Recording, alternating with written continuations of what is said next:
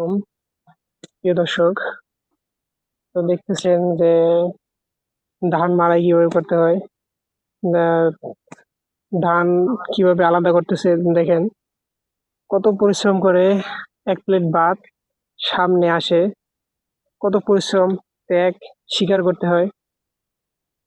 যারা কৃষক আছেন তারাই আসলে বুঝতে পারেন যে কৃষকের মর্মটা কতটুকু। কৃষক জিনিসটা না থাকলে আমরা বুঝতে পারতাম না যে আসলে এক প্লেট ধান কত আহ কষ্ট করে, কত মেহনত করে, কত পরিশ্রম করে এরকম ধান মাড়াই করে তারপরে শুকিয়ে রোদ্রে শুকায়া সিদ্ধ করে মিলে নিয়ে তারপরে ধান থেকে চাল বের করে ওটা বাজারজাত করতে হয়।